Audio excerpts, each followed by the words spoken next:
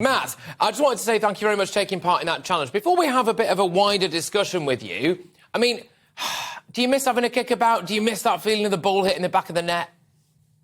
I still play a little bit. We have a few charity matches with our ex-Southampton players team locally, so we still get to enjoy that a little bit. And I still play a little bit of five-a-side occasionally. But like you, I should follow your example, actually. I could do with losing a stone and a half. Yeah, there you go. I need to lose a bit more, actually, because since that particular incident, I haven't been to the gym. So there we go. But, Matt, I wanted to get you on because, not just because of this, but because as well of the fact that, you know, you're someone who's been a victim of a bit of cancel culture. I mean, and we don't stand for that kind of nonsense here at GB News. How are you doing with all of that stuff? I mean, it must have been a bit of a rocky road for you because you basically just stood up and said that you didn't want a vaccine. Yeah, it has been somewhat of a rocky road, but it's one that I have no regrets in treading, even though, you know, things have happened that have changed my life. But if I had the chance to do it all again, I would do exactly the same thing.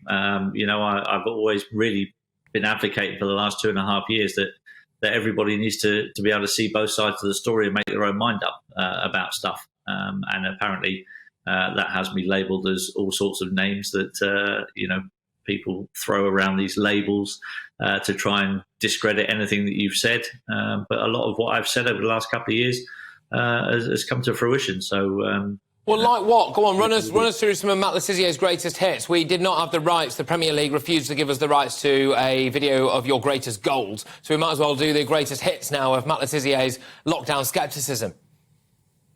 Yeah, I mean, I said very early on, I thought that lockdowns would cause more harm than the good that they would do. And I think there's plenty of scientific evidence now to back that statement up.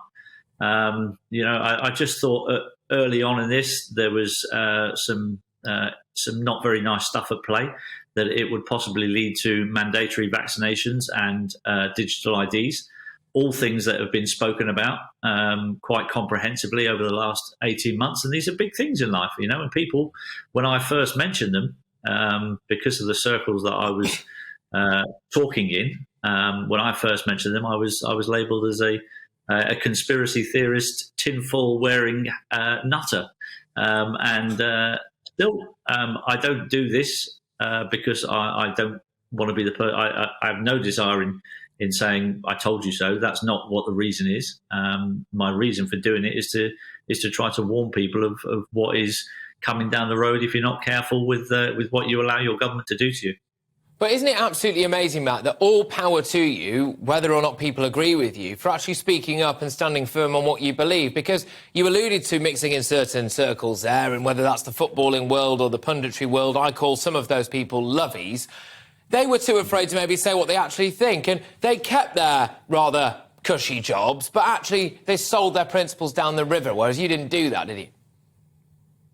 No, and that's the one thing that I've always said over this last 2.5 years, is that when my head hits the pillow at night, I sleep very soundly with the decisions I've made.